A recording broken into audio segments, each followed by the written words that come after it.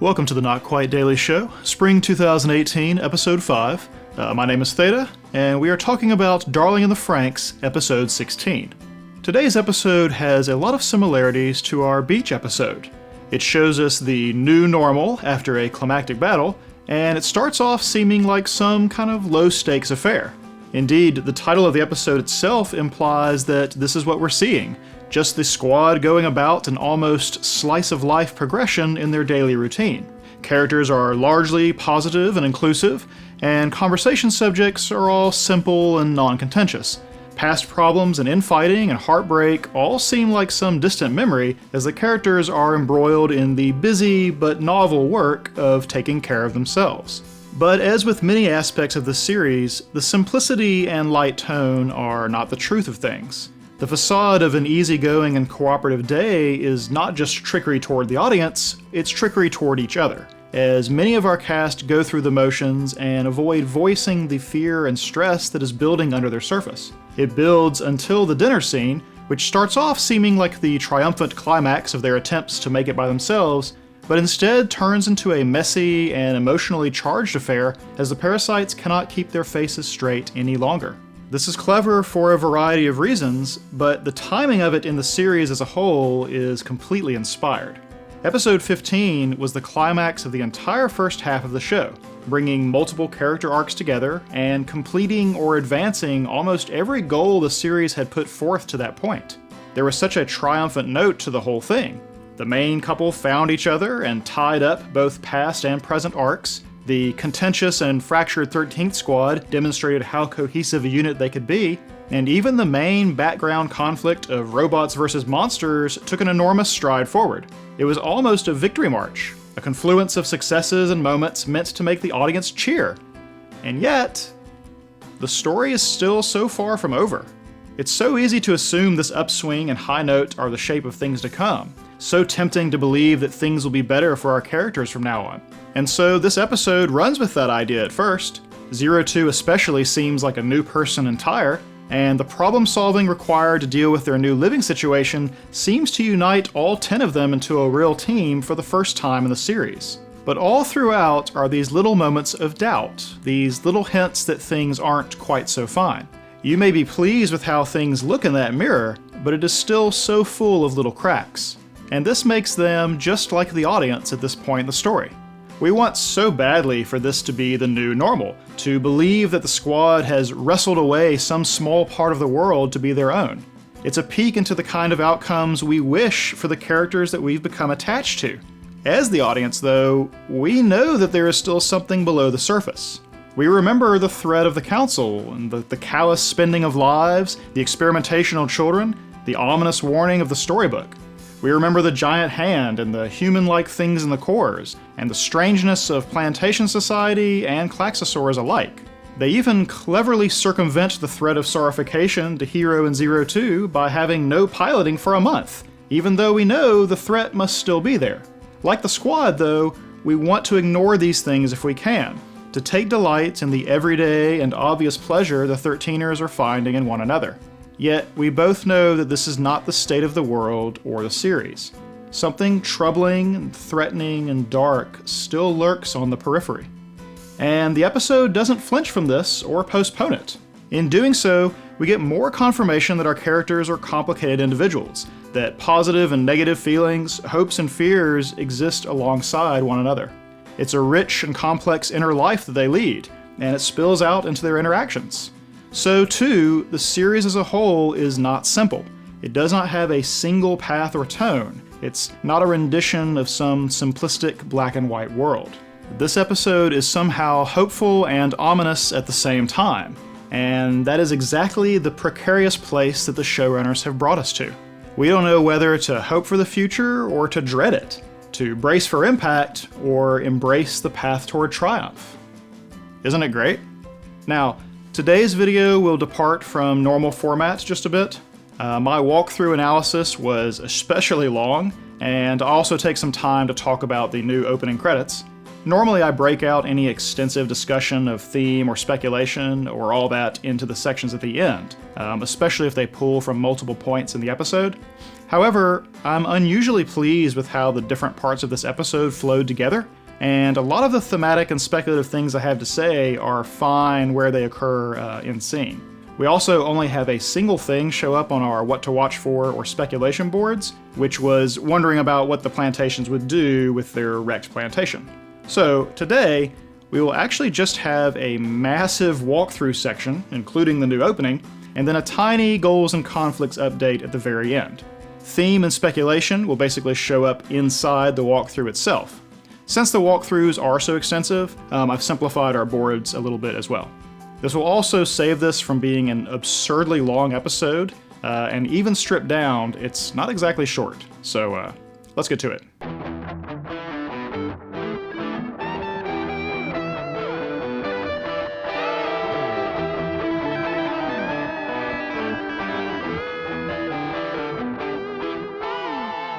Although it is not chronologically first, the first thing we should talk about today is the updated opening credit sequence, as it is the first clue that we are not watching the happily ever after segment of our story. Our song is the same, sort of. It's remixed a bit, and some of the verses are actually different.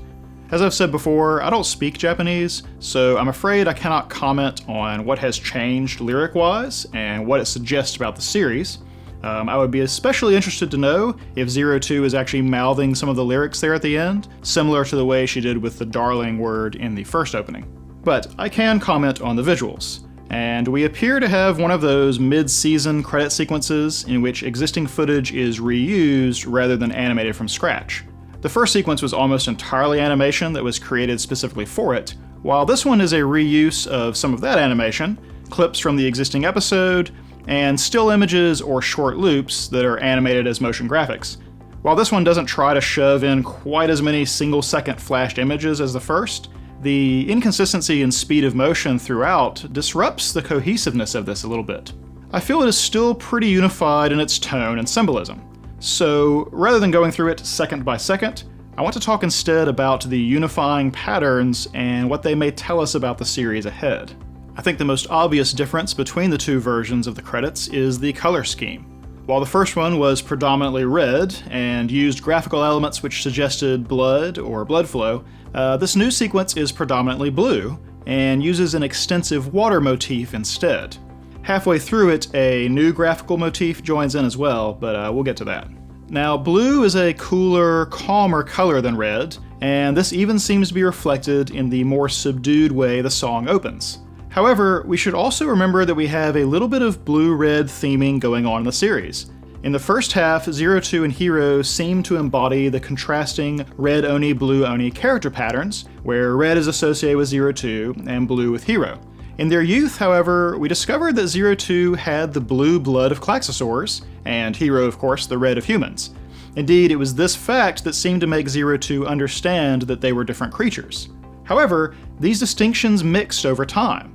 02 became far more human-like, even to the point of having red blood, while we learn that Hiro actually ingested some of her blood, which nearly doomed him.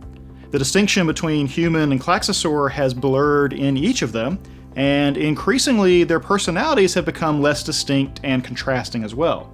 As they are unmistakably a couple at this point in the series, one could say this idea of them being separate things that have become unified has run to completion. We don't need blood motifs anymore because their blood is unified, in a manner of speaking. So instead of blood, we get all this water imagery instead. It's more than just little circles and bubbles and lines to evoke water and currents. We start off with 02 plunging down into water, which eventually resolves into her plunging through the sky instead. There are multiple images of characters looking out over bodies of water or being framed by them, and we even have our squad seeming to reach upward through water as though drowning, only to have 02 dive in as a response. What do we conclude about all this water? It's way more prevalent than the idea of blood was in the first opening. I've talked about this before, but water has been a little bit inconsistent as a symbol in the series. The obvious water as life type of representation is present, right? With the world at large receiving no rainfall, while the human greenhouse of the parasite lodging does receive it. They'd never seen an ocean safe to swim in, yet they got to have this celebration of youth episode beside one that is safe. And then of course there's the idea I talked about here and there, with rainfall being synonymous with the ever-present idea of fertility. But there's also the ominous water dripping sequence in episode 5 as Hiro's blue heart and health crisis worsens and the tension between Zero Two and Ichigo builds. There is the seemingly pacifying effect that rainfall seems to have on Zero Two in that same episode. And then there is the pond itself where Hiro and Zero Two met. Well, re-met. That figures into the series again in episode 5 in what was an oddly threatening moment. Then it shows up again at the height of Zero Two's crisis, where she is self-harming and rejects Hiro's affections and companionship. Now we look at this opening, and water seems to be a little foreboding. I mean, rather than using water as a symbol of life and fertility and renewal, it mostly is used to give a sense of our characters drowning or sinking into the depths. It seems more like an obstacle to overcome, something that isolates and threatens. And that brings me to the last pattern, and what seems to be the most prevalent one. This opening is full of separation. It opens with Zero Two falling down into water, leaving one world for another. She floats past a variety of characters who represent authority, yet each is in a pair that faces away from the other. Dr. Franxx and 9 Alpha, the 2 Ape Council members, and Nana and Hachi. She does not fall forever though. She is caught by a pair of the giant Klaxosaur-like hands that we saw devastate Plantation 13 at the end of last episode. Yet this is not an aggressive, hostile catching, but a gentle one, catching someone in free fall to protect them. Despite this, Zero Two looks out across the ocean with what I feel is probably a sense of longing. From her back sprouts a single wing, echoing the Jin bird symbol, but she has no second wing, no partner with which to fly. And so, despite the Klaxosaur hands supporting her, she disappears in a swirl of bubbles. Then, just as in the first opening, we get a series of our Squad 13 partnerships. However, it begins with Hiro. Just Hiro. No partner, with him reaching out to the empty blue around him. As he is looking up, we might infer that he is reaching towards where Zero Two was, up above the surface, or at least to the surface world in general. Then we have the other 4 pairs in succession, and yet again, there is a sense of separation. They are either oriented in opposite directions or facing opposite directions, except for Mitsuru and Kokoro, who are actually drifting apart from each other's outstretched hands, with looks of concern on their faces. After this, we have the silhouettes of our team running, played over a collection of moments from the first half of the series, before these silhouettes resolve into the actual characters all reaching out their hands. There is a certain desperation to their expressions, yet for some of them it seems like they are reaching out to offer a hand rather than looking for one extended to themselves. However, the next bit is those same hands reaching up toward the surface that we already mentioned, and that seems much more like the frantic grasping of those who are in fear of drowning. One hand seems to reach higher than the rest, a hand in a Stamen's uniform, and I think we are to assume that it is Hiro, as the next image is Zero Two diving down into the water, presumably toward the outstretched drowning hands. We get a repeat of the kiss of death from the original opening, though each of them is nude this time, and this launches the second graphical motif, a swirl of cherry blossoms. These blossoms will drift through all of the remaining scenes, except for the 2 that do not contain our squad members. This appears to signal a shift in tone, as we then get Hiro and Zero Two spinning happily together against the background of a smiling Strelitzia. Rather than being under the water, they appear to be twirling through the sky, and soon we get accompanying images of birds flying and the other Franxx teams soaring through the air as well. All that separation and subdued mood from the first part seems behind us, as the music itself enters its most energetic section. We do get intercut images of the Nines in front of their Franxx, as well as an odd red sea and a new character in front of a Franxx that resembles but is not quite Strelitzia. We'll talk about this girl way at the end of the walkthrough. Finally, Hiro and Zero Two are alone and smiling at one another. They are the only set of people in this whole opening that face each other in a positive way. Each of them is nude again, like during the kiss that signaled the mood change. This is a contrast from the original opening when only Zero Two was portrayed this way. The texture of this use of nudity is different though. I've said it elsewhere, so I won't completely rehash, but remember that nudity can portray vulnerability and innocence and the relaxation of barriers. Even when used to suggest intimacy, which I think is one of the ways it's being used here, that doesn't mean that it is specifically sexual. Not that portraying sexuality between these two is off topic either, far from it in fact, but I don't think the intent of this scene is to invoke their sexuality, but rather the other ways in which they are connected to each other. It's super clever, but even the way they dissolve out the background to transition the scene ends up giving it that blue and red swirling together effect that shows up in the first opening and suggests their intermingled blue and red blood. Then comes what I suspect is the part of this new opening that caught everyone's attention. As the two reach for each other, seeming to overcome all the separation we were shown, they don't actually touch, but rather kind of phase into one another. 02 whispers to him and then passes through and dissolves into cherry blossoms. For a moment, the cloud of blossoms even seems like it is forming a solitary wing from Hero's back, sprouting from his right side, the opposite from the wing we saw on 02 earlier. With this, though, the petals are then blown away, and Hero is left hugging only himself, standing in front of that odd Franxx and Red Sea in the same place as the new girl from a moment ago. This seems like a complete overturning of the shift in tone. Rather than overcoming separation, it seems 02 and Hero are actually impossibly distant, impossibly apart from each other. It's tempting to interpret this as foreshadowing 02's death, and the opening as a way of bracing us for this bittersweet conclusion. This is actually reinforced by the use of cherry blossoms, a symbol that will be much more expressly linked to 02 later on this episode. As I discussed way back in episode 2, part of cherry blossoms' enduring prominence in the Japanese aesthetic is their association with that idea of the beauty of transient things. This is the idea that things which are brilliant yet short-lived are all the more brilliant for their fleeting nature. It's an idea the show has already mirrored with the use of shooting stars as metaphor, as well as the brief moments of happiness in the referenced Shakespearean tragedies and the Princess and Beast story. Those loves are intense but short. The meteors burn out, and the cherry blossoms engulf the country for about 2 weeks, and then they're gone again. Taking Hero and 02's scenes together and liberally sprinkling them with cherry blossom references seems to suggest pretty strongly that their story will follow this pattern too. Finally, Hero is alone before the strange Franxx before dissolving himself, not into blossoms, but into blue circles that I think are supposed to recall all the water that we've seen throughout. They even fade upwards as though becoming rainfall or floating to the surface. This would match the idea I went over more thoroughly in the mythology section special episode last week, that Hero might metaphorically supplant the Priest Kings and take the power of rain for himself. However, I can't be totally sure that this is what these blue circles represent, because for some reason there are several little yellow circles sprinkled throughout. Does this not instead suggest that we aren't seeing water, but blue blood cells with some yellow ones sprinkled in? And this coming from Hero? I don't know. If 02 dispersing into blossoms signals death, then what does Hero dispersing into water or blue blood mean? Also death? Or is it possible that such an obvious death flag is nothing of the sort? The series has absolutely set us up to expect death before, only to deliver us great victory instead of great sorrow.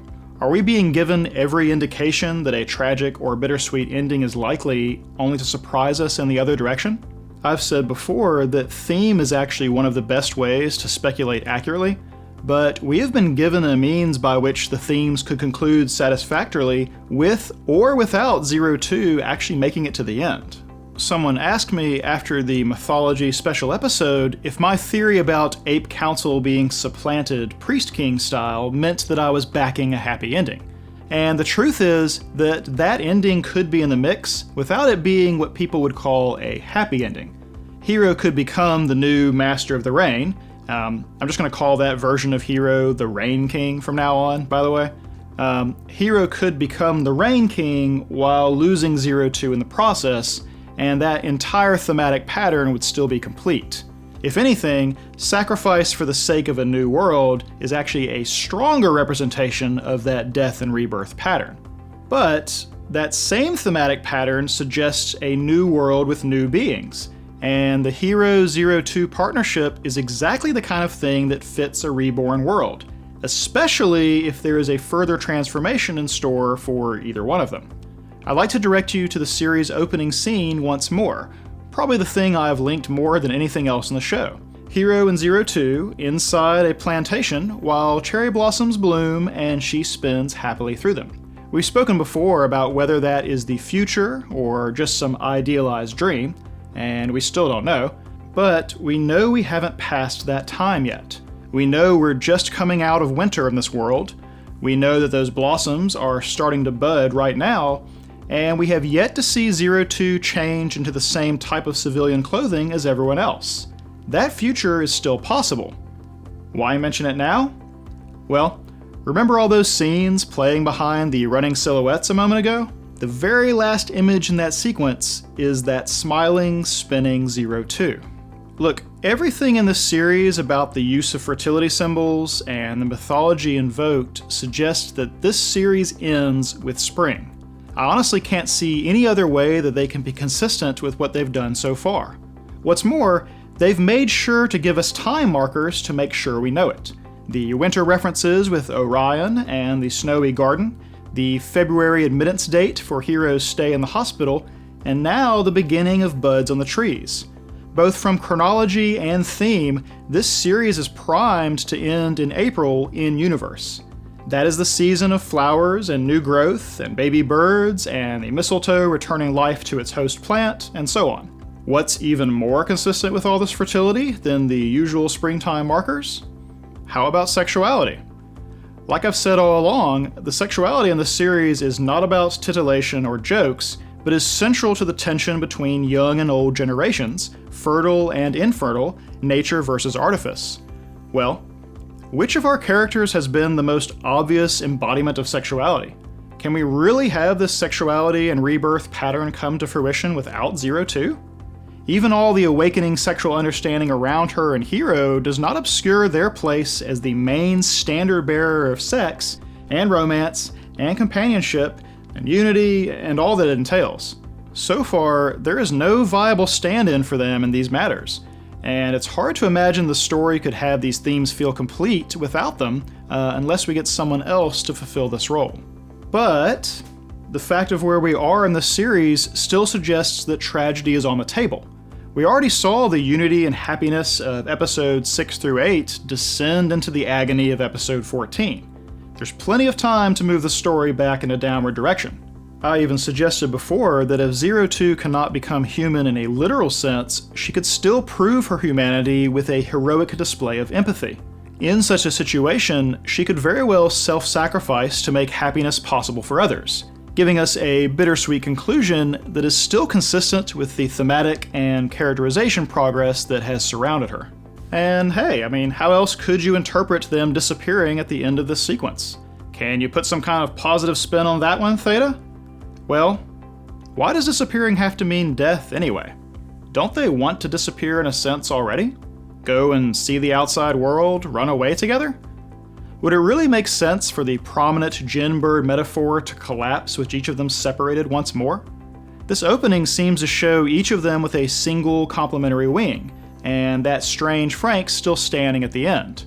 So disappearing could actually be a more temporary situation. Is it possible that this is actually the future of the story, but only up to a certain point?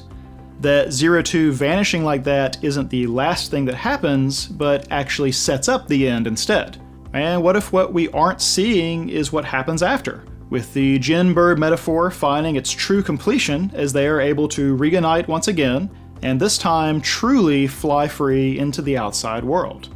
So, what am I saying exactly? Is this opening suggesting a happy ending or a tragic one? My answer to that is yes. Basically, either way makes sense from where we are in the story. Either way can fulfill the character and themed journeys as we understand them. Happy ending, bittersweet ending, tragic ending, all of them can be argued successfully from this point in the series. Isn't that just awesome? We are no more privy to these characters' fates than the characters themselves. What a great place to be as an audience member. And What a great place for an opening that is full of feelings of separation. For our squad in today's episode is suddenly finding themselves separated from everyone else in a way that they've never experienced. What kind of things will they discover about themselves from such a scenario? Well, let's go explore that and get into the episode proper. Today's show begins with Hiro retelling parts of the Beast and Princess story over shots of the Grand Crevasse battle's aftermath. I will actually talk about the story some more at the end, when Hiro and Zero Two themselves discuss it, so I will mostly skip past it right now. I'll only mention the way this part of the story seems appropriate for the last images from this pre-credit bit. It turns out that Plantation 13 is still habitable, sort of, and the answer to what Squad 13 would be doing in the immediate future is basically nothing. As such, we find Zero Two in her own room. She is filing down her horns back to the state we saw at the beginning, using the gifted mirror. It is reassembled, though cracked, with the haphazard tape job removed. It is mostly repaired in the way that she and Hiro are mostly repaired. And it seems she is attending to her appearance in a self-satisfied way, a real change from the disgust she had been showing at her image leading up to the falling out. The scene makes one wonder if the horns always grow, like fingernails, and she just usually maintains them shorter? We'll later find out they've been back a month, so presumably if she's filing them in the present, it means they grow continuously, right? But then, why let them get longer in the past enough for others to notice? Anyway, considering Hiro's acceptance of her, even in a more monstrous form, I don't think this is specifically about her attending to her appearance for his sake. I think rather she thinks of this as being her more human, and therefore more a part of the squad of humans.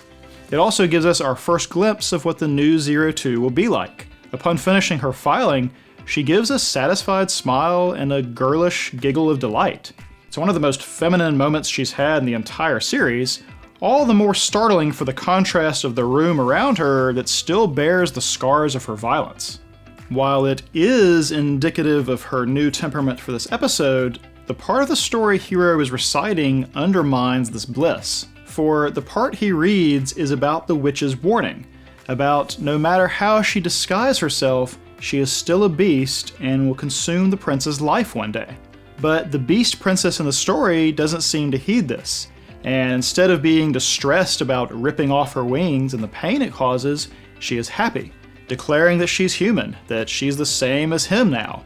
And that statement is followed immediately by Zero Two removing part of her horns and smiling happily about it. Come on, Trigger, couldn't you just let us have this? After the new credits, we join our ape council aboard their aerial fortress. 2 of the seats are empty, which we'll find out more about in a moment. First, they are discussing the loss of their parasite reserves from the Grand Crevasse battle. It seems to have cost them 2/5 of their forces, and one idly wonders if they went too far by blowing up the plantations.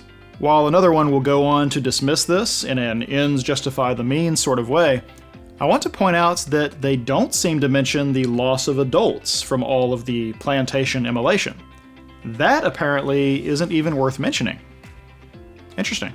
They go on to mention Ringhorn's construction once more, even showing us a brief image of it. Well, of part of it, I guess. There's just enough there to make us wonder at what it is or what it will be, but so much is missing or obscured that we probably can't form an accurate picture of what it will eventually resemble. Though they clearly like the whole red, yellow, black, white color scheme. Back in the chamber, the time apparently has come. I feel like the time has come a lot, actually.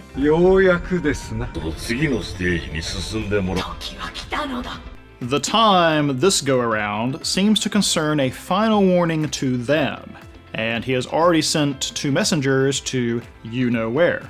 Presumably, this is the missing 2 council members. I think we can guess that said messengers have been sent into the Crevasse, as that's the one new place they have access to, and the them is someone inside the Crevasse that they can communicate with, and not for the first time. If this is a final warning, it means some kind of communication with whoever is in the Grand Crevasse has already happened in the past, perhaps even in an ongoing manner.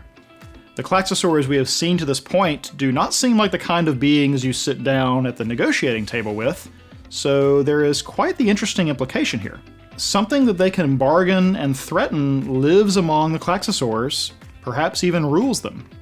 Thus, the most interesting thing out of this meeting is what is said next. There is no need for 2 keys. Now, Klaxosaur Princess, what will you choose? So, keys, okay. Keys to what? And there are 2, but apparently only 1 is actually needed for whatever it is the keys do. In the context of having gained access to Grand Crevasse and sending a warning, I think we can infer that Ape must have one of these keys already, thus giving them leverage and the temerity to send said warning. Additionally, there is apparently a Klaxosaur Princess. Whether that is an actual title or a nickname, we will have to wait and see, but we'll talk about all of this a little more when we get to the end. Back inside Mistletoe, we have a new narrator take over, and is that Futoshi speaking? Like, he's said so few lines to this point that it took me a second to figure out who even could be talking. I fully expect Ikuno to narrate next time at this rate. Anyway, Futoshi catches us up on the situation. The parasites return to Mistletoe to stand by, and have done so for a month. What's more, they are having to attend to all the things the invisible caretakers did before now, as well as deal with some power and water supply issues. During this voiceover, we see Zorome staring out at the ruin of the crevasse with binoculars. He becomes excited when he sees a transport, thinking that it's Papa, but becomes deflated when he realizes they aren't coming to them. Of course, we can guess that these are the very 2 messengers we just heard about in the Ape Council. This hope and subsequent disappointment from Zorome will definitely show up again. Anyway, to deal with their sudden change in fortune, it appears that Squad 13 has pulled together to problem solve in an honestly impressive manner. We see that 02 is a part of their efforts as well, participating even without it directly involving Hiro. We learn that the parasites have not only lost their housekeepers, but communication with the outside as well, with the only hints that they are not completely alone, a weekly delivery of food. We see Goto attending to one such delivery, noting a letter alongside the supplies. He puts this in his pocket for now, and we will learn what it is later on. Mitsuru and Hiro are out on the grounds, away from the house itself. This will turn out to be the reason that 02 is playing messenger. They are investigating the water supply, and their interaction on the surface is a simple discussion of pragmatism. Like a lot of interactions on this show, though, there is unsaid subtext. I'd said when they spoke in episode 14 that may be the beginning of healing for Mitsuru, that he seems to endorse Hiro's thought process even if he didn't want to hear him apologize. Now in this scene, their conversation is civil, and Hiro agrees with Mitsuru's assessment. Hiro is perfectly warm, and Mitsuru isn't totally sure how to react. He has been contentious with Hiro for the whole series to this point, and we understand why, but now he is conflicted. He neither warms to Hiro nor rejects him. 02 interrupts before the conversation continues, but this reaction of Mitsuru's will show up later as well. It is breakfast time, and a considerably less elaborate one than usual. It seems our child soldiers are now eating like soldiers in truth, as their food supplies actually seem like a box of field rations. Despite this, spirits actually seem high, and the squad is cooperating to prepare their joint meal together. Well, almost all spirits are high, as Zorome is decidedly uninspired by the menu, but not so uninspired that he's going to skip out. Ikuno arrives late to the party, apologizing. Ichigo reassures her that it's fine, as she evidently has been feeling feverish. To answer whether or not the fever has gone down, a smiling 02 steps right up to her and touches their foreheads, in what turns out to be a far more precise fever test than the usual forehead kiss we occasionally see in anime. The rest of the squad is kind of shocked at this action. I don't know if it's the sudden intimacy, or the helpfulness, or what, but Hiro doesn't seem surprised at all. Though 02 has obviously been integrating herself with the rest over this past month, they still don't know her quite like Hiro does. And it doesn't just stop with the amusingly accurate thermometer trick. 02 says she is normal body temperature, but still urges her not to push herself. She's showing concern to one of her teammates that isn't named Hiro. What brave new world is this? Anyway, breakfast assembled, the squad has their morning prayer to Papa that 02 still ignores. Some things don't change. She may have gained affection toward her teammates, but no such change to how she feels about Papa. She begins detailing off the schedule that they have worked out to keep their lives structured, and the other girls are surprised but pleased at her diligence, perhaps even teasing her a little. I'd like to point out that, rations or not, she has still managed to find some honey for her food. Despite turning over a new leaf, she's still the same 02. Even Ichigo seems genuinely pleased at the change. Over at the boys' table, and we do once again have a boys and girls table, Futoshi is at a loss as to what to do with food in front of him. Forget 02's transformation. This is the real sea change in our squad. Hiro asks him if he's not feeling well, which he plays off by saying that he's dieting, and I do feel like he is drawn thinner here. But it seems like, once again, Futoshi and food are just a setup for a joke, as Orome begins teasing him, pinching handholds of his side and telling him it's a waste of time. So much for having a Futoshi narrated episode mean we get more depth in his characterization. Or, maybe, this will also come up again later. Next up, we have another bit of off-screen exposition as we confirm that our 3 on-site adults did survive the attack of the giant hand. It was pretty likely, but it's still nice to know, especially after learning that no one has contacted the squad for a month. And, as we are learning here, that is entirely by design. Dr. Franxx says that intervening with the children will mean that this whole project will be ruined. Hachi understands and complies, but Nana is confused. She thinks this separation means risking what they've achieved.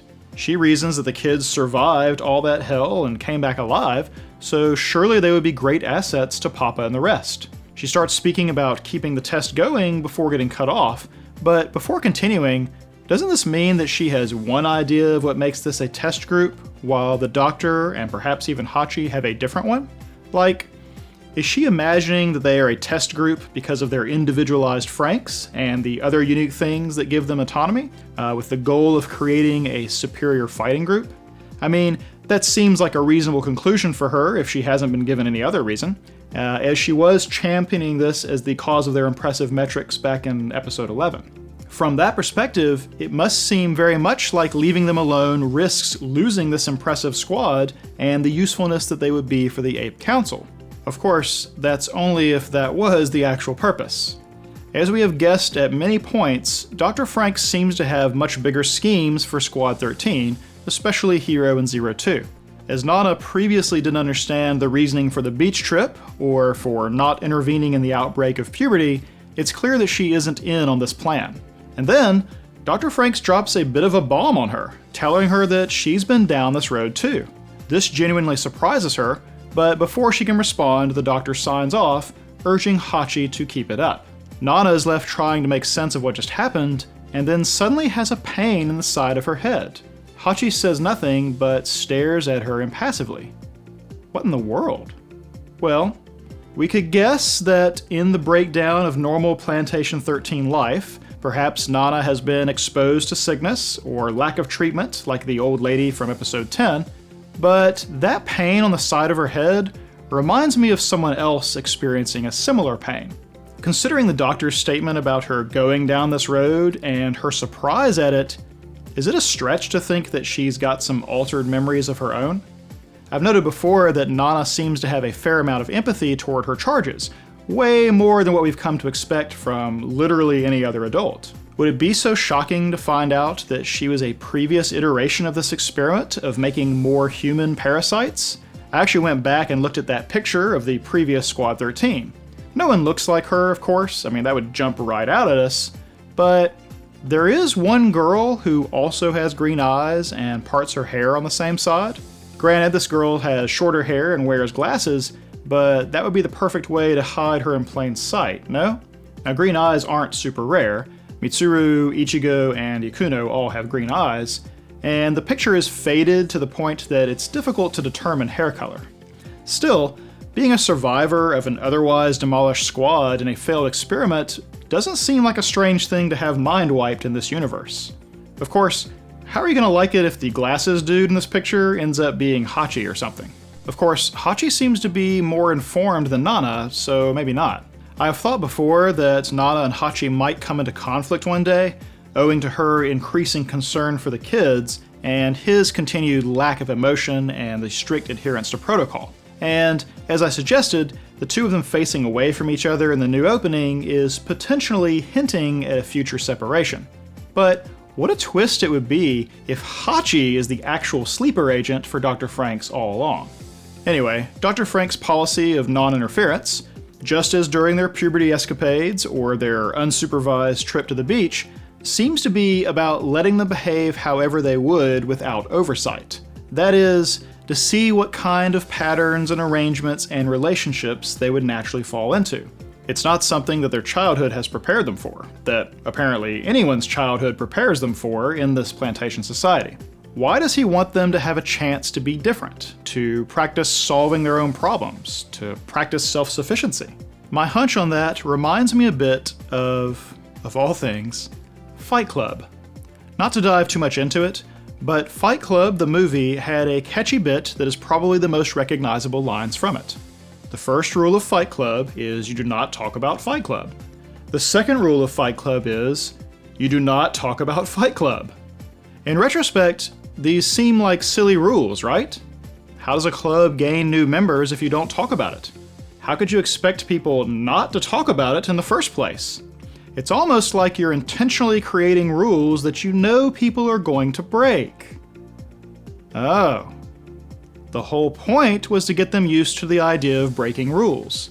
Start with these small, made-up ones, and slowly progress to the big ones. The rules you really want to see broken. The rules you really want torn down. We have a similar situation here, I think. If you want to foster some independent thought away from the control of Papa and the Council, you don't start with open rebellion. Nobody's set up for that. Nobody knows how to take care of themselves. Nobody knows what to do without being told. Heck, no one even has a real name. So you start with small things. Individuality, extra autonomy, a small responsibility like, say, having to do your own cleaning. And then, letting contentious situations crop up, forcing them into scenarios they aren't prepared for. You introduce a true X factor into their midst. You encourage their curiosity and independence. You put them under great stress. And then, when chance delivers the opportunity, you let them see just how far they've come, just how much they can rely on each other, and just how little they may actually need the society that controls them. By God, that just might work. But of course, there will be some growing pains, and in the next scene, as Hiro and Goto unpack the latest delivery, they get to talking about how waiting around is making them just as anxious as risking their lives in battle. But Goto makes a remark about how he is surprised, that he thought Hiro was the most gung-ho about piloting the Franxx. Implied here is that Hiro is not as anxious as everyone else, that he's more content with their situation than the rest of them, except for maybe 02. And Goto's right. Hiro was very gung-ho about it, and so was 02, though each of them had different reasons for wanting to pilot and kill Klaxosaurs. But now, as we'll see in a minute, they are the happiest about this change in their lives. They are possibly as happy as either of them has ever been. You know, I favor choosing series that I anticipate will be character-driven. Some of you have even noted that my analysis tends to be very character-centric. A lot of what I talk about, especially in these walkthroughs, is about trying to get inside the heads of the characters and understand why they do or say what they do or say. It's the reason Goals is its own distinct section that we keep track of. Understanding what characters want and why not only helps shape our sense of where the story is and where it's going, it also gives us most of the way to understanding our cast as well. The current situation with Hiro and 02 is a great example of this in action. 02 appeared to be driven by a goal of killing Klaxosaurs and becoming more human. That was the what that she wanted, but we didn't understand the why, and so I kept it as an unknown goal for a long time. Once we got that detail filled in, that these were just steps on the way to meeting her darling, suddenly we know what makes her tick. And then, seeing where that goal originated makes all kinds of details about her make sense. When she actually meets this goal, and Hiro assures her that her non-humanness is not a problem, suddenly those sub-goals don't matter. She's not itching to kill Klaxosaurs or become human, at least not to the same obsessive degree, because she got the thing she really wanted. The squad is repeatedly gobsmacked by her change in attitude, but neither Hiro nor the audience is. She's not chasing that goal like before, she actually got there. It would be strange if she didn't change. And Hiro is the same way. He was obsessed with piloting because he had lost his sense of self, the thing that made him special and different. He didn't remember that he'd abandoned that goal in favor of facing the world with the young 02. Thus, he struggled and grasped at whatever he could for a sense of belonging and purpose. That is the hero that Goro is remembering, the one who knowingly risked his life to pilot that third time despite the physical toll it was taking. But once Hiro remembered his old self and his old goal, piloting by itself lost a lot of its meaning.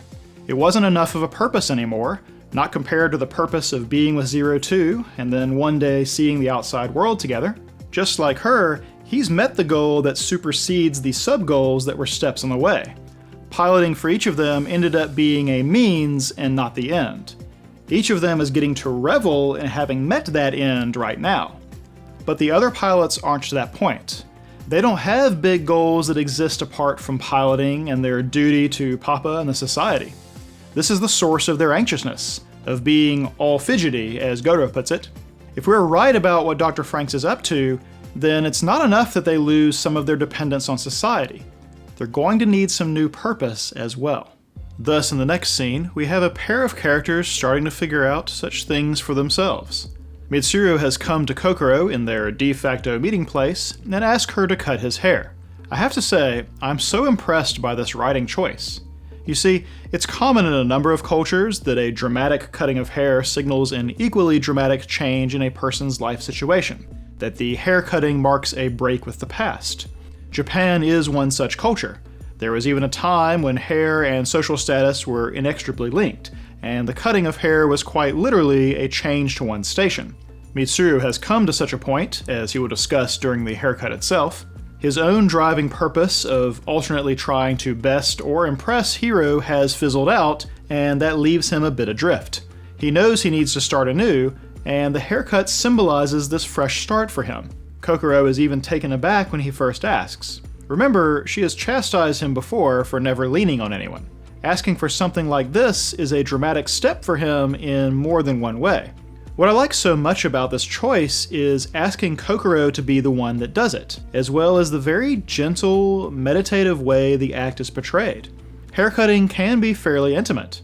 A lot of people find having their hair touched to be relaxing, and it is also a show of trust to allow someone to touch and alter your body in such a way. You make yourself vulnerable to someone who is cutting your hair. I'd mentioned way back in episode 5, when Mitsuru hid the pills from Kokoro, that he wasn't in a place where he could let others see his vulnerable side. Letting Kokoro get a first glimpse at it during the scene where she starts up in stampede mode was a big step at the time. I spoke then about how the problem with trying to do everything on your own is that you cannot rise above the level of your own shortcomings. As much as Mitsuru tried to push her away during that crisis, Kokoro was undeterred, basically doubling down on her determination to prove to him that the risks of making yourself vulnerable were worth the payoff. It was a dramatic demonstration to him that they cannot live on their own, that his constant attempts to stand apart could not be sustained. And so, during this episode, where the squad is having to work things out among themselves like never before, it's quite fitting that he would want to turn over a new leaf and join in, and it's fitting that it's Kokoro he comes to as he attempts to put this need for change into words. She's exactly what he needed when he needed it, so her wielding the scissors to cut his hair has its own symbolic resonance. Of course, Mitsuru has been just the thing for Kokoro as well. She has a problem with confrontation, something we've noted several times. She isn't bold, she is shy and hesitant, even agreeing with things she doesn't believe in order to avoid a fight. The first time we really saw her face confrontation was after being inspired by Mitsuru during the Boys vs. Girls episode to eventually disagree with the rest of the women. Then she really was bold when Mitsuru was having his identity crisis during their first time piloting together. She has built on this since then, being one of the people who spoke up on behalf of 02 in spite of the conflict it would cause with her squad leader. And now that rising boldness in her leads her to act on her feelings without overthinking it, surprising them both. I really love the idea that she has let her guard down with Mitsuru so much that she could do something like want to kiss him without feeling out of place at all. You know, until after she realizes what she's doing. She's flustered and apologetic and runs off when it dawns on her that, hey, you're kissing this guy. But later on, there really isn't any hint of awkwardness between them. And honestly, I'm not sure Mitsuru is all that clued in to how Kokoro has felt, considering his obsession toward Hiro. So, while this might not exactly have been the ideal way to go about it, this too might be exactly what is needed for them both. Perhaps they can begin to find some purpose beyond their designation as parasites. That said, the faux pas of the unexpected and accidental kiss is itself symptomatic of a bigger problem among the squad, and that is their relative ignorance of what normal looks like. This will come to a head during the dinner scene, so I'll expound on it then. Just remember that I mentioned that Kokoro's misstep here is just part of the overall issue the parasites must face. Next, we visit our veteran kissers as they stroll down an avenue of cherry trees while Hiro discusses the squad's ailments. He guesses that Ikuno's illness and Goro's before it are instances of the child fever, reminding us that this little understood threat is still looming over our team. We don't find out much more, however, as 02 is distracted by the budding trees. When asked about the type of flower they produce, Hiro shows us that he's got a little game. He doesn't say they're the same color as your hair, he says they're a really pretty color, the same color as your hair. Attaboy. 02 is pretty receptive to this flirtiness, blushing and grinning a bit. Then she says, "I can't wait to see them." Look, I realize you don't know you're a character on a show, but you can't say things like that. You're giving the people who root for you heartburn. When you tempt fate like this, we have been trained to expect the worst, okay? So try not to do that sort of thing. Now listen here, you little... Death flagging aside, I think we can reasonably assume that 02's hair has been this color all along because the writers wanted to draw this parallel. Tying her specifically to the cherry blossom has a lot of thematic weight to it, as we already discussed, and gives a natural timer to events. Even though we could guess as much anyway, we know that the parasites are not going to keep living like this forever, maybe not even for much longer. But best to enjoy it while it lasts, and Hiro's hesitant attempt to handhold gets cut when 02 realizes she has a date with the girls. When I first watched this, I had a tiny worry about this little bit. I thought there was a possible tension with 02 becoming enamored with being friends with everyone else, and that it might result in some distance between she and Hiro opening up. But the end of the episode rather mollified that fear, and so now when I rewatch it, I find this hesitancy a little bit endearing. As bold as they have been in deciding their fates are tied together, they are still figuring out this love thing by inches, and a little caution and nerves around each other means that they are still growing and still learning. The fact that she teases him about not peeking, despite the circumstances of their meeting in episode 1, reinforces that they are actually in a young, budding romance. There's still the desire to preserve some mystery. The show could have skipped right to them being an obvious, dedicated couple, especially with the 1-month time skip. But instead, they re-emphasize their youth and ignorance and naivete. Tiny things like this add up to a lot in whether we buy into characters and their portrayal. I'm glad we get this small reminder that these are still kids, despite all the sudden responsibility and the life or death situations they've been through. This, too, adds to the context of the dinner scene, when we get there. Next up, girls bathing. I'd just like to point out the attention to detail and having Ikuno sit out. She could have bathed with the rest, and we probably wouldn't have thought anything of it. But as she was still getting over being ill, it makes sense that she wouldn't want to get wet outdoors.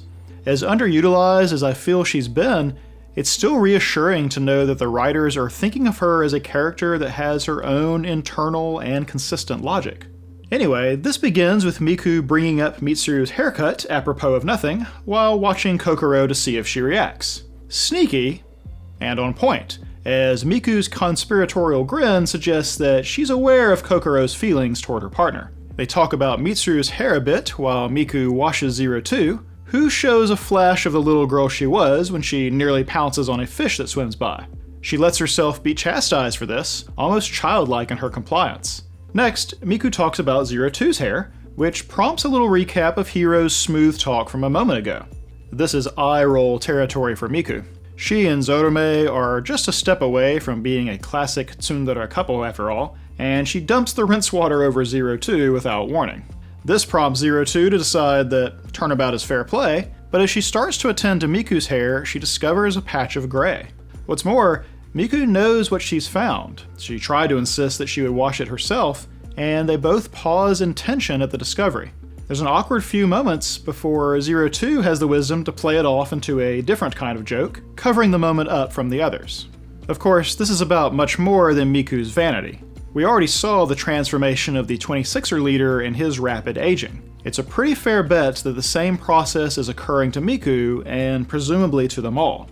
We're guessing that something about the Franxx piloting itself causes or accelerates this process, but we still don't really know. We just know that parasites don't become adults, and have assumed that this is part of the reason why. Is this process reversible? Does it continue whether they pilot or not? It appears some new threat lies over our squad. And it's not the only one, as the next scene is a meeting about the particulars of their situation and the various threats to their survival. No need to really run through all this. The noteworthy things are Zotome's naive suggestion that they simply need to write to Papa for him to take care of things, and Miku's observation about how many things the caretakers were doing for them. This realization of their helplessness gets ramped up a notch when Miku wonders what would happen if they also stopped getting rations. This results in a pretty long silence. Everyone takes a moment to let the dread of being completely cut off sink in. No one has an answer to this possibility, which is perhaps the most frightening thing, until 02 proposes a simple solution. They can just cook their own food. I realize this seems like, well, duh, to all of us, but the fact that no one else even proposed the idea should be really telling. As they say, they've never done that. No one's ever taught them that. And yet, as they talk it out, they realize they very well may have the tools they need to solve the problems themselves. Everyone is excited by this idea. Even though we know they still have plenty of supplies, they want to immediately give the whole thing a try. Well, everyone but Zotome, that is. We can even see that he's standing apart from everyone else and not participating when we switch to outside. But that doesn't deter the rest, who are so excited about this they've made it an event, even dragging their nice dining room set out here on the grass. Zotome does get enticed to joining in anyway. What young boy doesn't like playing with fire? The roles seem to be spread around, various members of the team assisting one another to assemble the various parts of the meal. The books from the study turn out to be more pragmatic than some of them may have suspected, and several are open as they work through them to make their meal. Despite their ignorance, the parasites have been taught to follow directions their whole life. I suspect easily navigating a cookbook is just the beginning of what they might be capable of with the right resources. The fishing detail returns with their haul. Despite Goto's experience with fishing, we saw him receive the rod as his gift from Papa, 02 still bests him. Good thing, since Hiro managed to catch none at all. She promises to teach him the tricks, but others expressing interest in fishing results in her giving an impromptu lesson to everyone. Watching this makes Ichigo thoughtful and observes to Goto that the mood has changed. Their worry over the water supplies and circulation and potential loss of rations has vanished thanks to 02's suggestion and the way it's galvanized them. This prompts Ichigo to admit that Hiro was right about 02, as well as a flashback to just after the Grand Crevasse battle. No exaggeration, I love this little snippet of a scene. On my first watch through, I was worried up until this scene that we had just skipped right over all of the explaining and apologizing and awkwardness that surely would have had to have happened after the way 02 fell out with the squad. Regardless of how happy or touched they were over she and Hiro coming together in that fight, a lot still needed to be said. There was a lot to overcome. This whole episode, we've seen the others be a little surprised here and there by 02's behavior, but accepting of it and just rolling with it.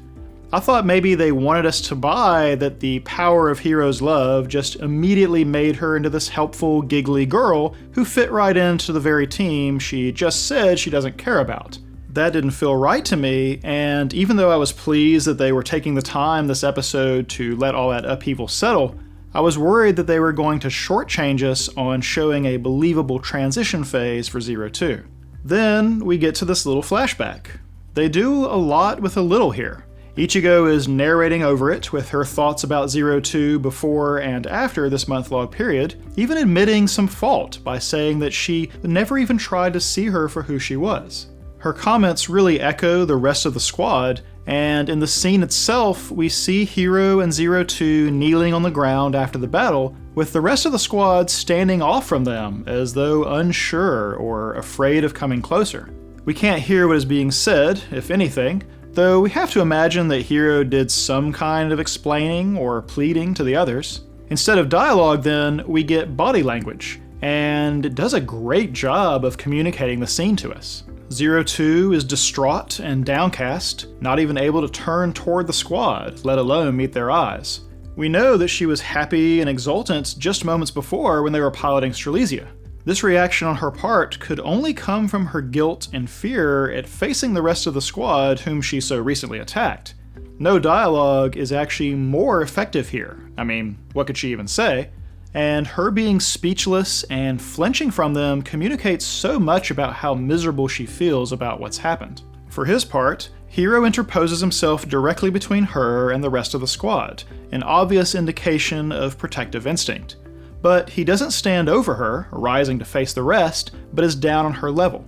His body language says that they are together, his fate and hers, and he grips her hand reassuringly while facing the rest. This too says a lot more than a statement or two would. The rest of the squad, in turn, are all clearly uncertain. They stand in a clump, worried and perplexed expressions on their faces. There's no indication of impending conflict, but also no indication of welcome, of friendliness. It's a standoff of sorts.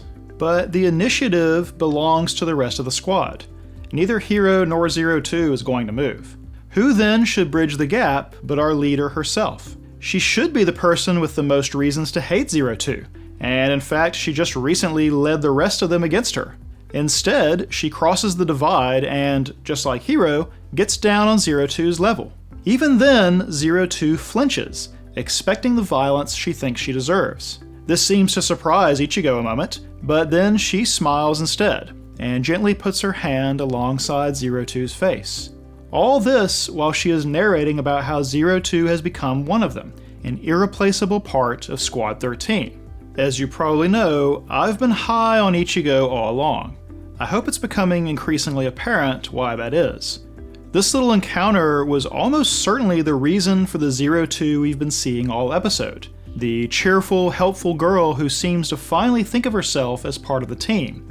Having that changed 02 grinning and giggling in the 15 minutes leading up to this point just makes this disheveled and downcast one that much more pitiful by contrast. In this way, the enormity of her change is so much more obvious.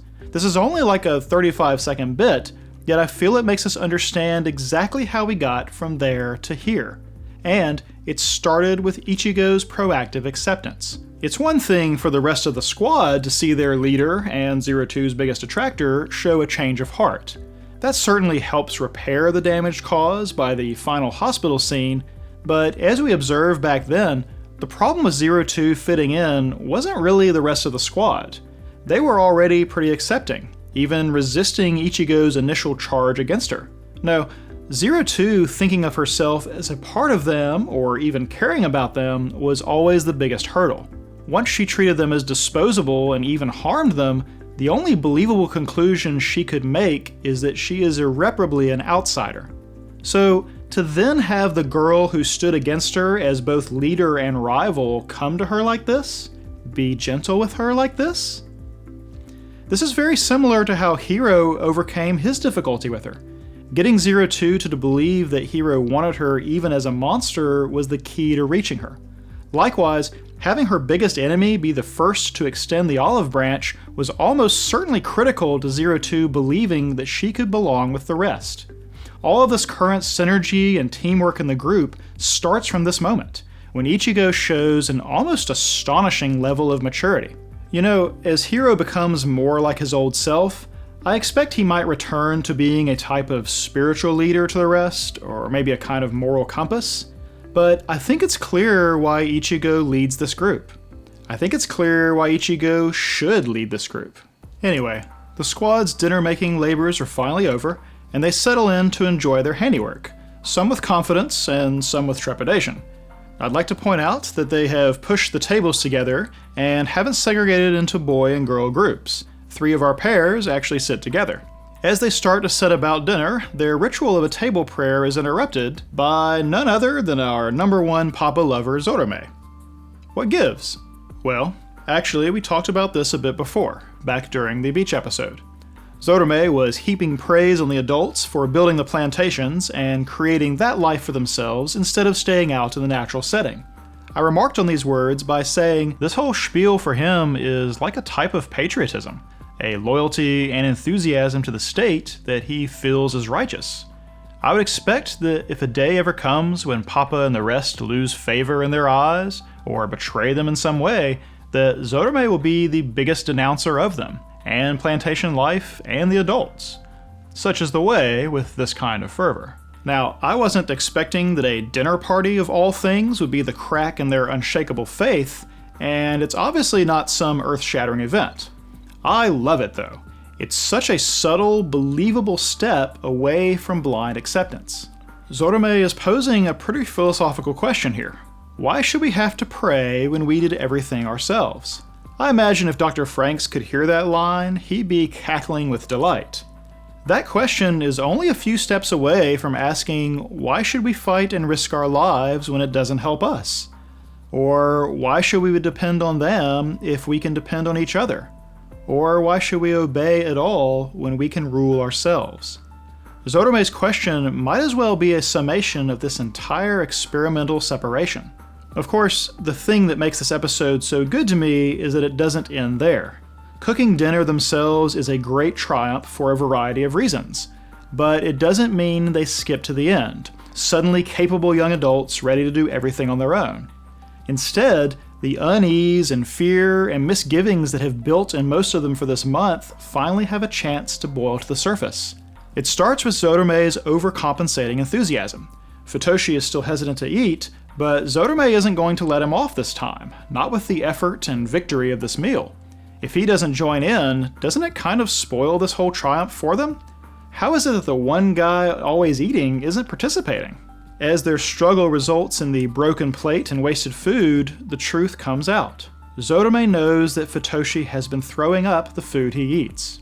Though it's lost a bit in the dialogue here, I think Futoshi is either sick or so stressed that he can't keep food down, hence his more svelte figure. However, it would draw everyone's attention if he stopped eating, so he's eaten anyway, even if it means having to throw it up. Even that was getting to be too much, hence his statement this morning about him dieting. Zodome is confronting him about this, but as Futoshi tries to defend himself and explain it away, he looks up to see that Zodome isn't crapping on him. He's worried sick. Even though Zodome constantly teases Futoshi, they are bros. They've repeatedly been co-conspirators throughout the series. They show it in the antagonistic way that guys often do, but Zodome legitimately cares about him, is legitimately worried that he won't survive if he doesn't eat.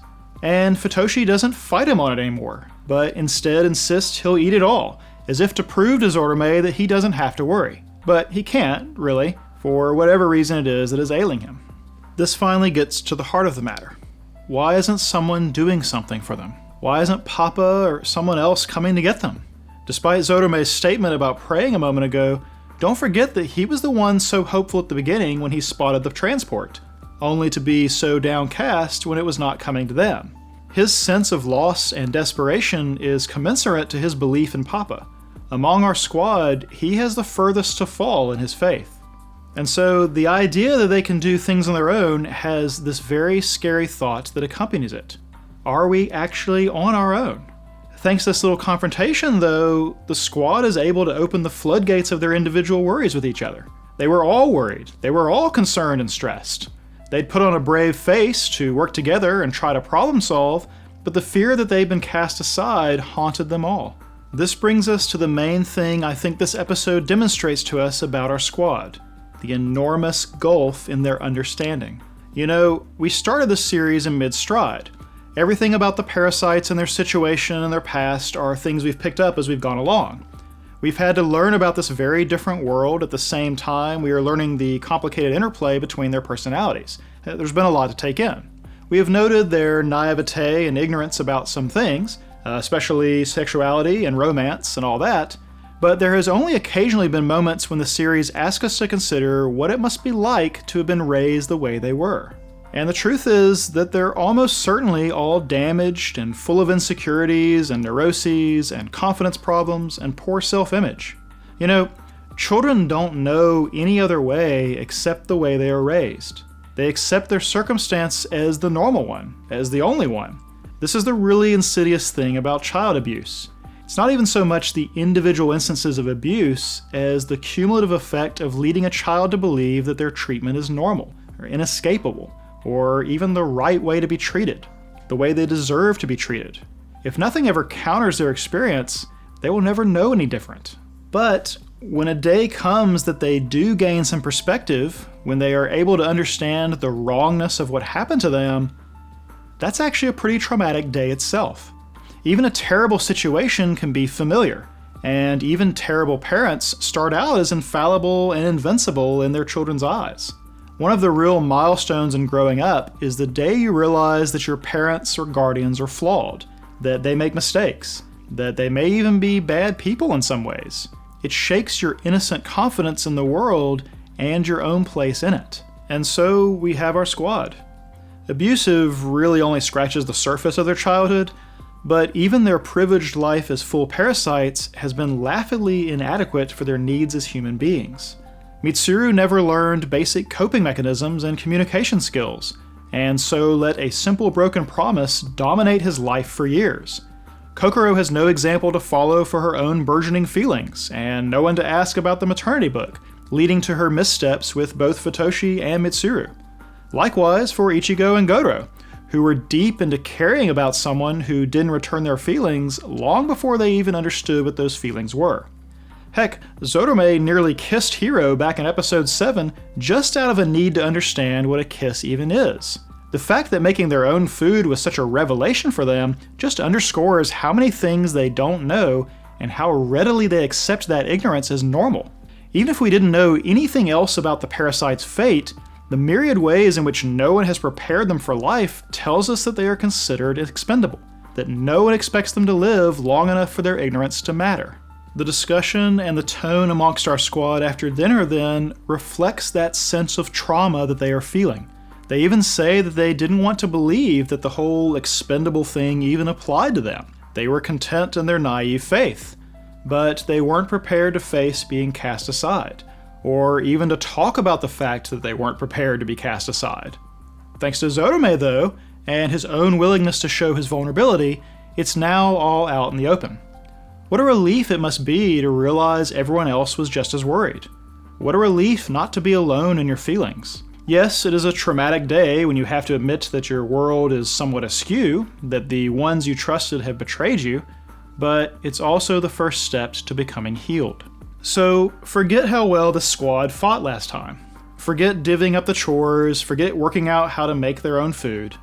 This moment, this shared healing, that is what will make them a real team. A team strong enough to face what's coming. And to do so even if they're on their own. Goro even admits to the others that he's tried contacting Nana and Hachi. That letter he picked up at the beginning was his own. They didn't accept it. They know fully well that they are alone now. And into that moment steps Hiro with just the thing they all need to hear. That being cast aside is actually fine because of all the things they've had to overcome, because all the things they've never had a chance to do before. In doing all these simple things and taking delight in them with each other, Hiro tells them it makes him feel like this is where they truly belong, that there can be more to their life than piloting the Franxx. This visibly affects the squad. I know you and I realize that there can be more to their life than piloting, but like I said, children only know the circumstances in which they're raised. The idea that the little moments between battle could be the actual substance of their life is a radical one. I mentioned earlier that Hiro and Zero Two were far more content than the others because of their different sense of purpose, of having something to live for that's within their grasp. The rest have been restless and anxious and in fear because they don't have that. As Goro says, fighting is all they've ever known. What Hiro is giving them then is purpose. A new reason to get up every day. A new inspiration to do their best. And a new thing to fight for. Each other. Finally, Hiro picks back up narrating, relating more of our storybook. This is the section that is exalting humans despite their weakness and frailty, as the Beast Princess revels in her understanding of humanity. Likewise, Zero Two will expound in a moment about how her understanding of being human has changed. She got to understand that it wasn't about appearances. Instead, it was about the very things she witnessed today, about how they cry and laugh and get mad and try to live together as a group, and, importantly, that they let her be a part of all that. She says then that she realized that this was the kind of humanity she wanted all along. She really has come far in this month, hasn't she? This pleases Hiro, who takes her hand and tells her not to worry. これからもずっと一緒だよ. Hey, what did I say about that? Anyway, the background activity to this discussion is 02 redrawing the picture book from their youth. I guess eating it really did fix it in her memory somehow. Her artistry is quite good. Really good. Suspiciously good. Like, where did she even learn to do this? Is she copying the artist's style perfectly? Or is this her style? Well, I have no idea where to take that idea. Instead, let's consider the fact of her recreating the picture book at all. Hiro points out, again, that it's a sad story, and so the constant reminder of it seems foreboding for our young couple. Yet 02 questions his statement about its sadness. She explains that it was her first pretty thing, and that she wanted to have something beautiful with him after he showed her the outside world. You can infer then that this book holds a lot of nostalgia for her, and that even if it's sad, she would still delight in having it again in some version. But what if the story isn't sad to her? Or rather, what if this one won't end up sad? As you look through the pages that she's worked on so far, notably absent is that last page. In fact, almost all the others are accounted for. Is it possible that 02 intends to rewrite this story? After all, she just got done saying that she thought being human was about appearances, and that she was hung up all this time on how inhuman she looked. It's even the first thing she is worried about when Hiro snapped her out of her trance-like stampede last episode. She doesn't want him to look at her. Indeed, the pattern of her horns in that state bear pretty close resemblance to the Beast Princess when she finds herself transforming and is tempted to take the prince's life. Is that life imitating art? Do her horns transform like that because it's the image she has in her head of what a monster she's become? Or is that image actually based in reality? Has something just like this happened before, inspiring the art in this book? Before we explore that idea, let's return to the idea of changing the ending. If that moment in Stampede mode is synonymous with that page of the picture book, hasn't the story already turned out differently? 02 doesn't get to flee, abandoning her idea of being human and with her prince. Instead, the prince came to her, and together they overcame her monstrous form and are now together. Seems like that page should be different now, yeah? Of course, this isn't episode 22 or 23 or anything. There isn't just one more page to this story. We may have quite a ways to go before we know what that page should say. As if to remind us of this, the very last part of this episode adds to our ever-growing ominous undercurrent. We hear some kind of deep rumbling, and 02 hears it as well. We already saw last episode that she has some kind of link or sixth sense about what's in the Grand Crevasse, knowing about the giant hand a moment before it happened. As Hiro does not seem to react to this rumbling, I think we can infer it is something similar. The camera thus moves outward and through the grounds as though homing in on the sound before showing us something completely new. A blue subterranean cavern containing a giant coiled worm and a smaller figure that a close-up will reveal is likely the new character from the opening credits. The blue light and line patterns tell us that these are Klaxosaurs in some respect, and yet the smaller figure seems to be seated at the top of a flight of stairs, resting her head on her hand, and the last image of the episode is her breaking into a slight smile. That's not like any Klaxosaur I ever heard of. Surely we can infer that this is the Klaxosaur princess that Ape Council refers to at the beginning, the one to whom they have sent messengers with their final warning. Why does she look so much like a human? I mean, other than the giant blue horn coming out of her forehead, and the giant spider legs coming out of her back, and the glowing blue eyes, you know what I mean. Now, the series has intentionally given us just the tiniest bit of information here, just a teasing little taste of what this means and what may happen. All we have to pull from is those images from the new credits, the statement about the Klaxosaur princess, the final warning, and the two keys, and then this tiny little glimpse here at the end. Hardly a lot to go on. But let's do that anyway. It is basically wild speculation from here on out, so if that's not your thing, you can skip to the goals and conflicts at the end. We haven't gone off the deep end speculating for a while, So go ahead and prepare for this to get way out there and go in a dozen different directions. So, let's start with Ape's statement about 2 keys and a final warning.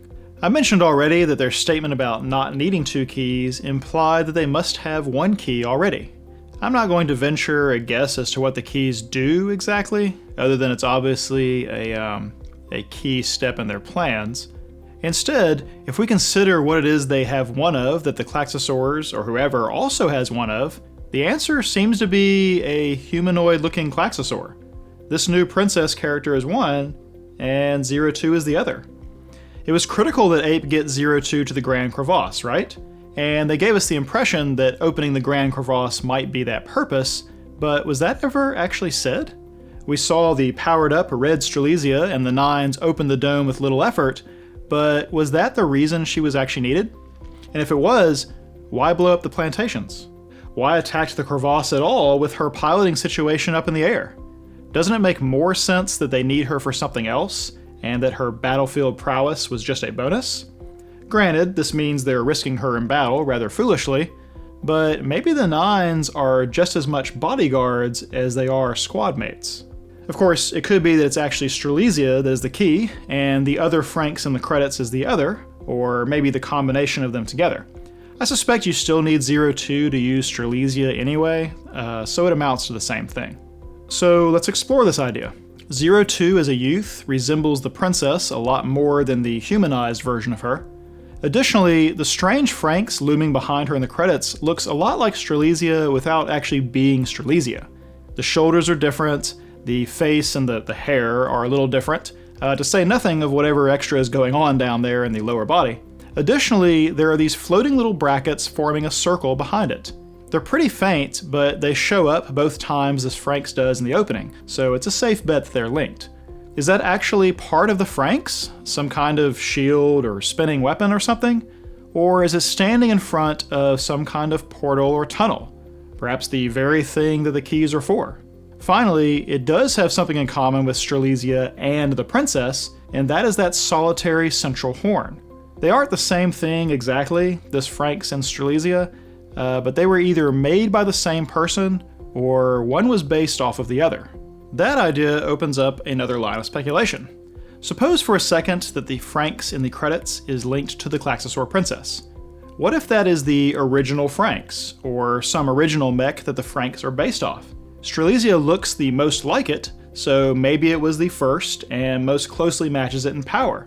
Then the Nines Franxx were based off Strelitzia, and then the normal Franxx other squads use were derivative from there. There's a type of descending order of power there, isn't there? Maybe multiple iterations strayed further from the original Klaxosaur design and lost potency as a result. Then comes the Squad 13 Franxx, not based off something from the Klaxosaurs, but based off of the humans who are going to pilot them, inseparable from their pistols in a way that seems to mirror the 02 and Strelitzia link. Maybe they aren't as powerful as Strelitzia, but they seem like they might be a step up over the normal squads, yeah? But let's go back to this idea of Franxx being derivatives from something the Klaxosaurs have or did. Along with the fact that Ape's actions this episode indicate they've been having a dialogue with the princess, can't we assume that this is not really the humans versus monsters conflict that has been sold to the parasites? To me, this whole semi-diplomacy suggests the possibility that whatever is going on in the Klaxosaur faction may not be alien at all, but actually some other faction of humanity. I don't want to mention it by name since I would be spoiling the series, but there was an anime where the twist turned out to be that the monsters humanity was in eternal struggle with were actually a divergent path that past humans had taken. There was a crisis, and one faction went heavily into technology to deal with it, while the other one went into self-modification, and they eventually clashed. The self-modifying ones became so inhuman that, years later, the people they fight against don't even realize they come from the same place. Now, I don't think the hints of diplomacy and the resemblance between the princess and 02 are enough to suggest this by themselves. But what about that human-looking thing in the cores? Could Klaxosaurs actually be a way some faction of humanity alters themselves in order to live below ground? Could all those empty cores we saw in the layman class Klaxosaur be a means to take the adults or parasites into their ranks? converting them into something that can move and survive underground? Whatever the past crisis in this world was, and disease still makes plenty of sense, is it not possible that one faction moved under the earth, 12 Monkeys style, while a different faction locked themselves up in giant sterile plantations? And yet, they both need the magma to power their societies, and so they naturally come into conflict? Is it possible that this is why it's dangerous to pilot the Franxx alone? Both Ichigo and Kokoro were fussed at for trying to move their Franxx without being connected to their partners. We already saw that the core they split open had just one human-like thing fall out. What's more, it appeared as though it was frozen in a seated position. We already know that there must be some link between the Franxx and Klaxosaurs, what with the way it increases sorification and the little glowing horns that show up on the nines. The cockpits of the Franxx appear to be spheres just like the cores in Klaxosaurs. They even seem to be about the same size. Is it then a stretch that piloting solo in a Franxx risks fusing with it in such a way that it becomes a single entity like a Klaxosaur? And the reason that 02 can stampede for long periods is that she's already a Klaxosaur, and so nothing like that will happen to her? She does become more bestial herself when she does that, which does imply that solo piloting somehow accelerates the process of becoming Klaxosaur-like. Even if none of that is true, the humanoid Klaxosaur princess still raises questions about 02. In episode 13, where we saw most of her backstory, Dr. Franxx comments about how he can't believe she has developed such a human form. Considering the context, I think we assume that this form of hers was the result of some experimentation, turning some Klaxosaur precursor into something humanoid. This doesn't seem unreasonable, especially since we know that 02 became even more human-like over time. But what if we got that wrong? What if 02 was taken from Klaxosaur society already looking like that? What if those are the memories that she thinks she should have but can't remember, the time before she was in that nursery room? Perhaps she and the Klaxosaur princess are sisters or cousins or mother-daughter or something. And this is why 02 has that sixth sense link to whatever is going on in the Grand Crevasse. It would support the idea of her being one of the two keys and the princess being the other, certainly. To take that another direction, perhaps 02 wasn't kidnapped from them, but came to humanity willingly. Even though I brought up the Red Oni, Blue Oni story before, I still think the only way that's been invoked in series is the characterization pairing version. The story itself is not similar enough to Hero and 02 for their story to be a retelling of it at this point. Even if Hero becomes like her, that still doesn't match the way the story goes. However, with the introduction of this horned, blue-themed princess, we now actually have a candidate for a Red Oni, Blue Oni story retelling. For that to be true, some kind of pre-existing relationship would have to exist between 02 and this princess, and was sacrificed so that 02 could go and join humanity. Why she would want to do this is a mystery, since the motivation of hers that we know about is Hero, and she met him after coming to Garden. But in the original story, the Red Oni wants to play with the human children he sees, and Blue Oni makes it possible even though it means they will be separated forever. Since Garden is full of children, could it have been something as innocent as her seeing them and wanting to play with them?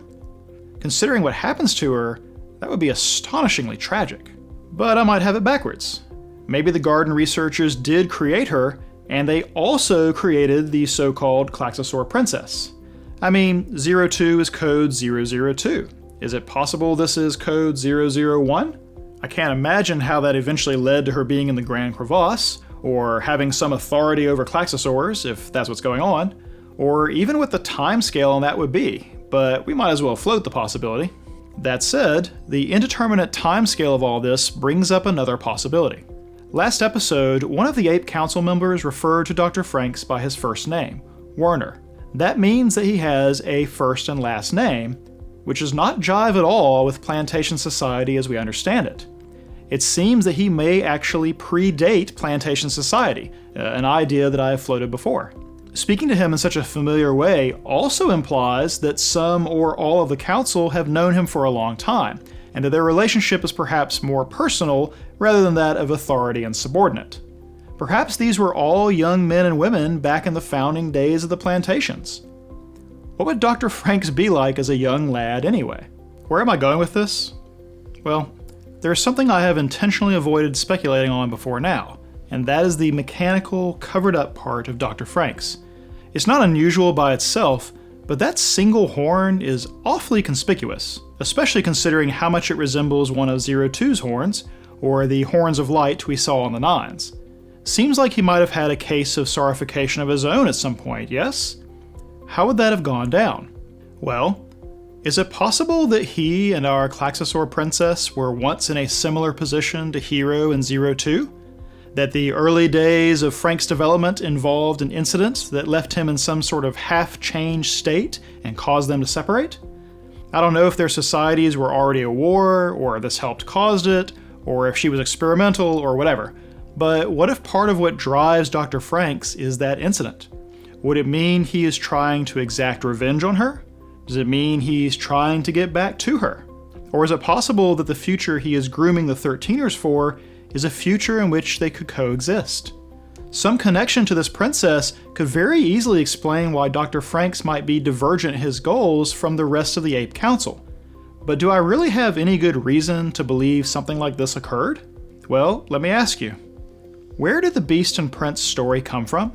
Why does it mirror what happened with Zero Two so closely, even including the transformation? Why did someone deliver that exact story to Zero Two? It ends sadly with the Beast Princess fleeing in some changed form and the prince never being able to find her again. Could that actually be the story of Dr. Franxx and the Klaxosaur princess, with the search still going? Could he be pulling the longest of cons on the Ape Council? I don't know.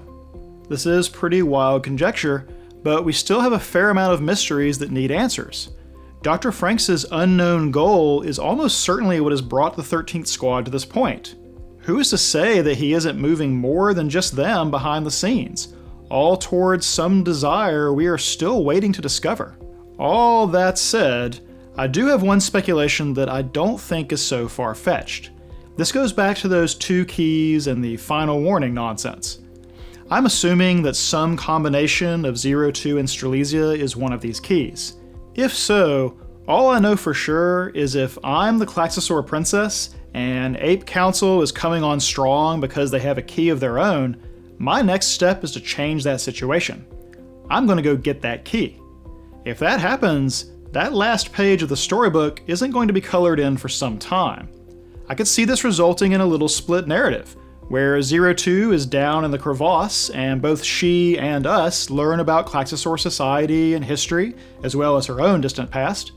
Meanwhile, both Ape and Hero become desperate to get her back, though for completely different reasons. If so, then the timing and substance of this episode we just watched makes a ton of sense. You see, I'm not so sure that the Squad 13 of a month ago would have been stirred to action. Losing Zero Two would be sad for Hero, sure, but she's been such a problem, maybe we should just see how we can manage without her. It would be a lot to ask that any risk themselves for her sake. But the Squad right now? A true 10-man team for the first time ever? This squad would be stirred to action. They would go after her. Then we'll get to see what that last page says. So, like I mentioned, some quick updates to our goals and conflicts. Ape's unknown goal is still unknown, but the next step is delivering this final warning and forcing the Klaxosaur princess to make some sort of decision. Final warning is pretty threatening, so I would expect that Ape's slow but relentless progression towards their goal that we've seen all series might see its first snag pretty soon. I'm adding a new goal for the squad as a whole. We don't have any express consensus on this, but I feel like we can add a squad-wide goal for the 13ers of life beyond piloting. As mentioned, the non-Team Strelitzia pilots are anxious because of their lack of purpose, and Hero's speech at the end seemed to resonate. I think carving out a normal life for themselves is something most or all of them would be willing to work toward right now, so we'll put this up here and see what kind of progress they make, and how it might affect their decision-making. I'm also going to add a new goal for Kokoro of pursuing Mitsuru. Well, we first started talking about this back in episode 8, and I would say the cat is out of the bag now. Since she knows that Mitsuru is moving past his issues with Hero, I think she can probably pursue him in earnest now. She even talked about how he can start all over now, and like we mentioned, the haircutting is a symbolic gesture of a break with the past. no time like the present. Go get him, girl. Moving into conflicts then. The team is not a team. I wavered about taking this off last time. I think we can strike it for sure now. The powwow at the end there and the healing I expect comes from it is going to make them a unified force, especially if I'm right about them having a new shared purpose. Even if conflict arises among them, realizing they can talk it out and problem solve as a group means that tiny hiccups aren't going to threaten them anymore. So, this one's over. In the Klaxosaur threat conflict, Ape seems to believe that they are forcing this to its endgame, what with this final warning, and the construction, and waiting to hear the Klaxosaur Princess decision. This might result in some unexpected actions from the Klaxosaurs, so I am anticipating that this conflict is not as dormant as it seems after that last battle. I'm also going to add a new conflict of the squad's ailments. The break in piloting may have put off the sarification conflicts for Hero and Zero 2, but that turns out not to be the only physical threat to our team. Several of them have come down with child fever, though it seems they can come out of it. We have no idea if that is changing them or their ability to pilot down the road, though. We also have the revelation that Miku is graying, much like we saw on the 26er leader. It's probably a fair bet that she's not alone, that all of them are experiencing some form of the rapid aging that looms over parasites. We don't know if this is something that is only accelerated by piloting Franxx, or is something that will continue regardless, some intrinsic condition that they all carry. Combating these and any other threats to the squad's health may inform their decision-making in the future. Okay, that is all. I said last time I really hoped they would remember that character development has been what has made the series great so far, and that they wouldn't forget that in favor of some new focus on the Grand Crevasse narrative. If this episode is anything to go by, we seem to be in good hands. So, I will see you again on the next page in our story.